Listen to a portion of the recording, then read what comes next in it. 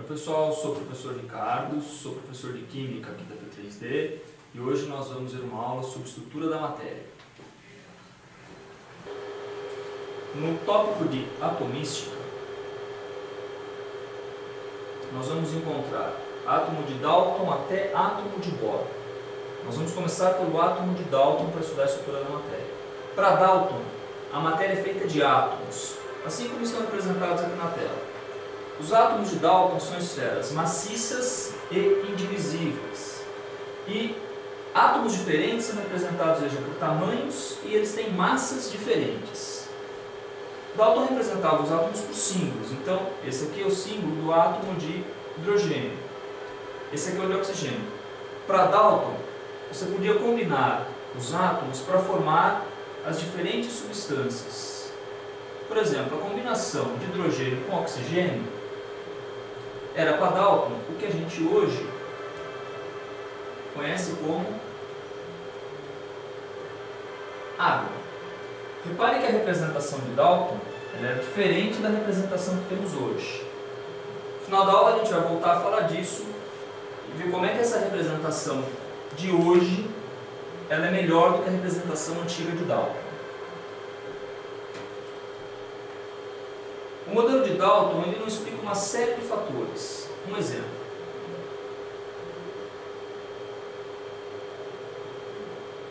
Temos aqui a luz e um prisma. Já se conhecia, bem antes da época de Dalton, que a luz poderia ser decomposta em cores diferentes. Então o prisma tem essa capacidade, veja, de decompor a luz branca, a luz natural, em várias cores. Isso já era conhecido até por causa dos fenômenos como, por exemplo, a formação do arco-íris. O modelo do Dalton explicava a formação das substâncias, mas não conseguia explicar, por exemplo, por que a luz tinha esse comportamento. Por conta disso, esse modelo do Dalton precisou ser aperfeiçoado. Mas demorou um pouco para ele ser aperfeiçoado. O primeiro modelo a modificar um pouquinho o modelo do Dalton foi o de Thomson. O Thomson fazia experimentos com tubos parecidos com esses, são chamados tubos de raios catódicos. Esses tubos têm esse nome porque os raios saem de uma região positiva chamada cátodo. Repare que nós temos aqui um feixe de partículas que, quando você tem um campo elétrico desligado, elas não sofrem nenhum desvio. Se nós ligarmos o campo, repare que as nossas partículas estão sendo desviadas para o lado positivo aqui. Observe a trajetória dessa partícula. Ela incide aqui nessa parte de cima da tela porque ela foi desviada. Se mudarmos o polo, ela passa a incidir na parte de baixo da tela. Repare que ela está fazendo esta trajetória. Uma vez que ela está sendo atraída pelo lado positivo, isso levou Thomson a concluir que o átomo tem uma subpartícula de carga negativa, por isso que ela era atraída pela placa positiva. Thomson representou seu átomo da seguinte maneira. Ele imaginou um fluido de carga positiva, no qual estão incrustados essas partículas de carga negativa que eram aquelas que estavam sofrendo desvio ali atrás. Essas partículas ele chamou de elétron. A gente representa elétron assim, E- hoje. Tá? Repare que o modelo do Thomson, o átomo é esférico, ele é feito de um fluido onde esse fluido azul ele tem carga positiva. Ele é um átomo ainda não maciço como o de Dalton, a matéria agora pode atravessar esse átomo, porém ele tem cargas negativas em igual quantidade ao fluido de carga positiva, de tal forma que ele é neutro. Algo importante, o modelo do Thomson é conhecido como o modelo do pudim de passas, ou pudim de ameixas, né? Porque ele se assemelha a um pudim onde você tem um monte de cargas negativas incrustadas num fluido de carga positiva. O modelo do Thomson ele explica a composição elétrica da matéria, por que a matéria tem natureza elétrica. Uma experiência na mesma época do Thomson, a experiência de Rutherford, que consistia em pegar uma folha de ouro e um núcleo radioativo E esse núcleo radiativo ele emitia radiação de carga positiva. O Rutherford sabia que essas partículas que estão sendo emitidas aqui têm carga positiva. Como essas partículas têm carga positiva, se a matéria se comportasse como Thomson previa, a grande maioria das partículas deveria simplesmente atravessar sem sofrer nenhum desvio. Para surpresa do Thomson, algumas partículas estavam sofrendo desvios e outras ainda ricocheteando. Por que algumas partículas desviavam e algumas partículas ricocheteavam? Vamos olhar o átomo de Thomson um pouquinho mais de perto. O átomo de Rutherford um pouquinho mais de perto. Repare que esse rastro é daquelas partículas. Quando elas passam próximo do núcleo, que é uma região de carga positiva, o que acontece com elas? Elas sofrem aquele desvio pequeno. Ao redor do núcleo, que é pesado, você tem os elétrons do Thomson. Quando essas partículas passam muito próxima do núcleo, quando elas passam por aqui, elas praticamente não desviam.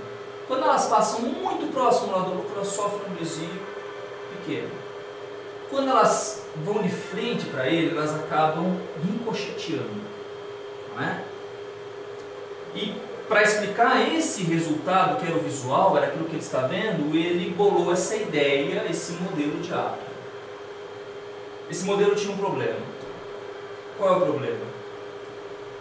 Se o elétron ele é negativo e o núcleo é positivo, esse cara de carga negativa deveria fazer isso e cair dentro do núcleo. Só que a matéria é estável, isso não acontece. Como isso não acontece, embora o modelo do Thomson consiga, o modelo do Rutherford consegue explicar o porquê que a maioria das partículas atravessa, por que algumas desviam e algumas ricocheteiam, ele tem um problema que precisa ser resolvido. E ele também não resolve o nosso questionamento a respeito das luzes de prisma.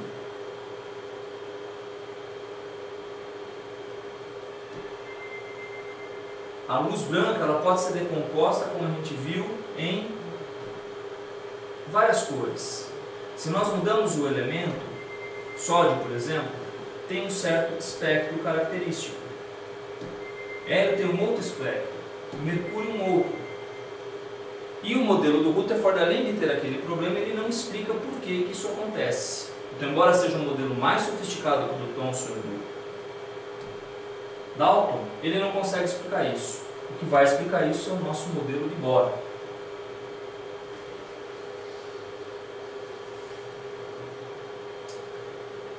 Bohr postulou o seguinte: o átomo era de fato como o Rutherford estava dizendo, um núcleo pequeno, muito pequeno em relação ao tamanho do átomo, de carga positiva.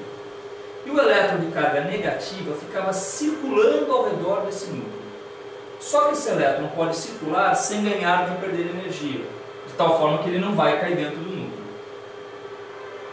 Além disso, esse elétron pode receber energia, e ao receber energia, observe que ele salta para uma camada mais externa. Repare também que ele fica um pouquinho mais rápido ao dar esse salto. Veja, essa nova situação, o elétron está numa situação que a gente fala excitado. Rapidamente ele vai perder essa energia que ele absorveu, voltando para a camada de origem. E ele faz isso emitindo uma onda eletromagnética, no caso luz. Saltos de maior energia emitem luz de frequência diferente, portanto de cores diferentes. Isso explica por que os fogos de artifício são coloridos. Quando um fogo de artifício explode, você está fornecendo energia para esses elétrons. Ao saltar, eles vão emitir cores correspondentes a cada salto que eles dão. Algo interessante que podemos fazer aqui é o seguinte: a gente pode colocar esse átomo girando, o átomo não está parado no espaço, e fornecer energia para o nosso elétron. Repare que ele saltou, e ao voltar para a camada de origem, ele emite energia na forma de luz. Esse é um modelo bem mais sofisticado que o modelo do Rutherford. Ele consegue explicar a origem da cor da luz, por que a luz tem elementos diferentes, vão possuir luz de cor diferente, vão emitir luz de cor diferente. Da mesma forma, o modelo do Bohr e o modelo de Rutherford, eles vão explicar mais para frente algo que o modelo de Dalton, por ser muito mais simples, que foi o primeiro modelo que surgiu, não explica. Lembra que nós começamos a aula mostrando que para Dalton a água era simplesmente assim, ó, HO. Na nossa próxima aula a gente vai entender como é que os átomos, à luz dos modelos atuais, se ligam e por que hoje a fórmula da água é H2O. Até a próxima.